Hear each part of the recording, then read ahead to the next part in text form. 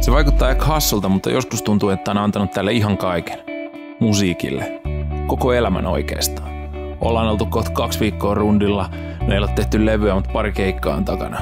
Jossain vaiheessa me huomattiin, että oli vedetty kovaa ja ilman taukoa tosi pitkään.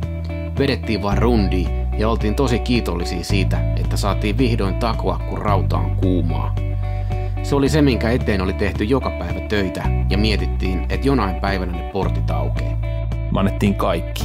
Ihan kaikki, mitä meillä oli annettavaa joka ikinen ilta. Meillä on ihan törkeä elämän nälkä ja muutenkin yleensä nälkä. Ja jotenkin tää jatkuva ohituskaistalla ajaminen on saanut meistä otteen niin vahvasti, että me halutaan aina tuoda 100% energia joka juttuun, mitä me tehdään.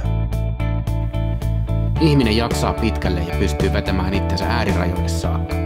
Kuitenkin siinä kaiken rumban keskellä tajuaa, että tää ei voi olla 24/7 pelkkää tätä härdeliä. Meidän on pakko välillä vaan olla. Olla ja hengittää. Kun välillä hengittää, tajuu, ettei kyse ole siitä, että haluaisi laittaa sitä musaa pois mielestä. Se on mitä me rakastetaan. Se on oikeastaan kaikki mitä me ollaan. Joskus on vaan pakko päästä hetkeksi pois. Hetkeksi muualle. Hetkeksi irti.